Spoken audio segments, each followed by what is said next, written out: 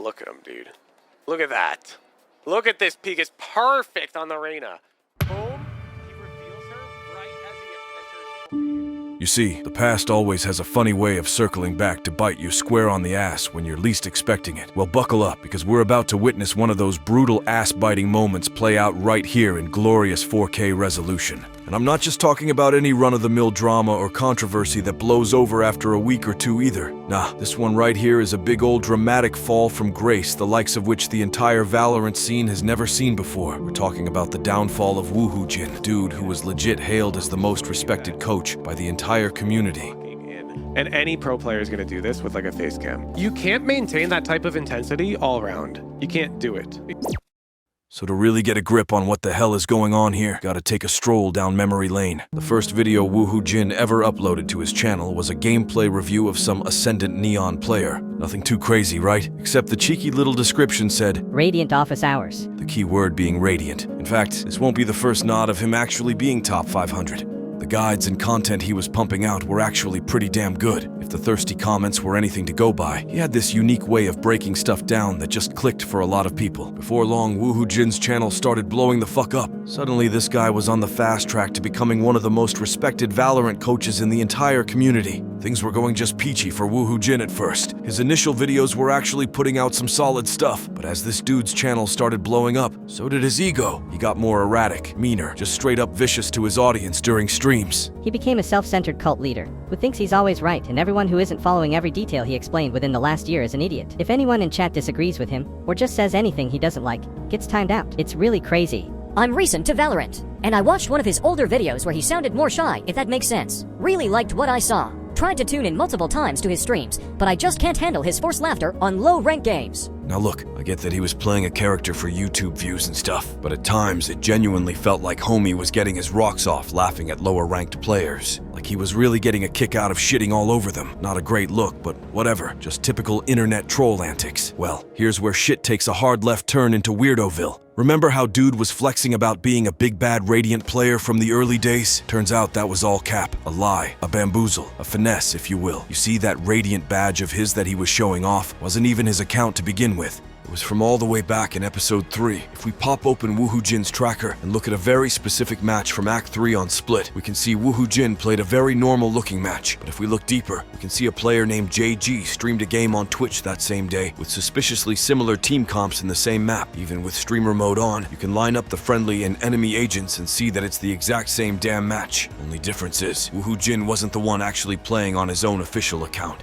That's just the tip of the iceberg. If we rewind one act before Woohoojin hit Radiant, which was Act 2, we can see on his tracker that he peaked at 317 elo. But if you look for him in the official Valorant client leaderboard, you can see JG sitting there with the exact same rating, proving that Woohoojin's official account was in someone else's name at that time. But that's not even the wildest part. According to Woohoojin's tracker, it says he peaked Radiant at 723 elo, specifically in Act 3 of Episode 3. Seems pretty cut and dry. Dude finally made it to the promised Virgin Land. But this rabbit hole only gets deep. If we jump over to JG's Twitter from January 6th, 2022, we see him flexing that he hit Radiant with the exact same 723 rating. Keep in mind, the date it was posted on was the time when Act 3 was going on. At this point, it's getting real clear that JG straight up handed off that freshly Radiant account to Woohoojin, which then he used to market himself as Radiant.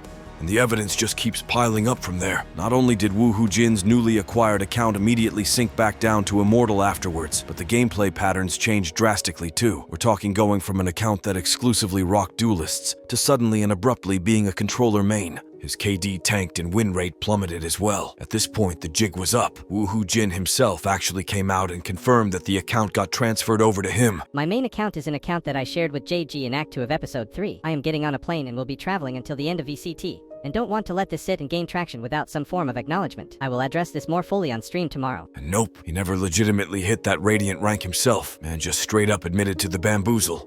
Woohoojin, my man, what is there really to address here? Yeah, so TLDR, I made an announcement last night addressing people were digging through my tracker and we're finding pretty much irrefutable proof that JG had played on my account in Episode 3. And I'm not going to deny that at all. In Episode 3, Act 1, when I met JG, I started coaching him and we made a deal, like explicitly, that if I coached him to Radiant, he would get me a Radiant gun buddy. So he directly boosted my account from Immortal 3 to Radiant in episode 3 Act 2 and episode 3 Act 3. At the time, I just was doing it for vanity. I was just interested in having the gun buddy. Like, that's that. I had no, like, intention of becoming a content creator, nothing like that. And it was a stupid, cringe thing I did in the past. So the reason why I, like, didn't bring it up was in my head, and this is not justification, it's incorrect, but I didn't see it as a big deal. And my justification at the time was, well, I've coached multiple people to Radiant. I feel competent at this coaching thing. And it was a convenient sort of... It would be inconvenient, I guess, to explain it in my head. I didn't want to have to go through explaining how I got boosted, and I was worried and insecure about the fact that this would somehow affect how people saw me. So I just didn't bring it up. With that said, of course I was wrong. I should have told you. I'm not looking for, like, forgiveness here. I made a mistake. It happens. I'm just saying I'm going to be better, okay? This happened in episode 3, before I was a streamer. I would like to believe that the content I've put out since I became a streamer reflects who I am today and not who I was in the past, if that makes sense. Series like Boomer to Diamond, charity streams. I don't charge for anything. In general, I think we've created a very positive community for Valorant, and I don't want the way that I behaved in the past on the internet to affect what we've created here. So that's my spiel.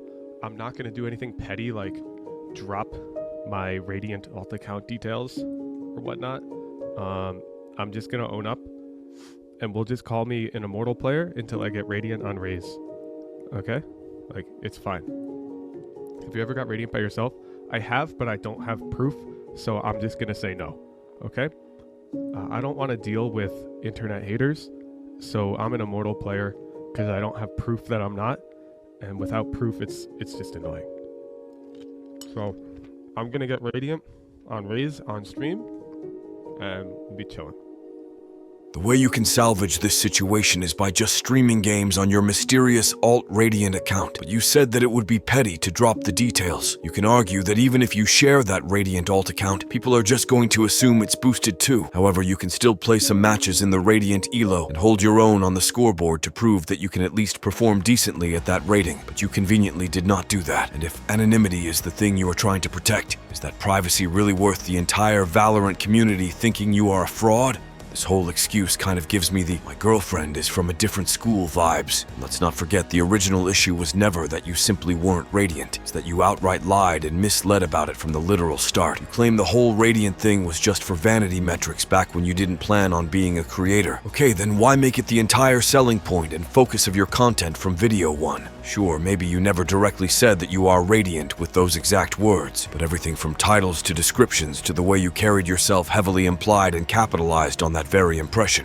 This ain't nearly as innocent as you're trying to make it out to be. Let's keep it a buck. You knew full well what you were doing was wrong. The fact that any mention of this little scheme gets people swinging the ban hammer in your Discord just proves it. You weren't being honest and upfront. You were actively trying to suppress this info from getting out. If it really wasn't that deep, then why go so far out of your way to silence anyone who brought it up? Doesn't add up, Chief. Let's not forget how when your channel first started popping off, you were marketing yourself as this big bad Radiant player. Dude, look, maybe you're not technically Radiant, but you're still clearly a great teacher who has a knack for explaining concepts. Anyone looking to improve should still check out your vids for that. But you didn't need to straight up lie about your rank this whole time. Being immortal is already insanely impressive, puts you in a position to coach like 99% of players out there. But for some reason, you chose to deceive your own community, folks who had your back the most. I think we both know why though, don't we? You realize that being a lowly immortal doesn't quite have the same marketing oomph as a big dick swinging top 500 Radiant, so you intentionally made your fake rank the whole selling selling point from jump, even though you never actually reached it legit. Coming out with this now after you've been exposed is not an act of courtesy. This is something that should have been mentioned long before it got to this point. Also, didn't you used to do like $1,000 plus private coaching sessions that people would bid on? Imagine how those players who dropped racks for the radiant experience feel right about now. Any shred of respect they had for you just went straight down the toilet.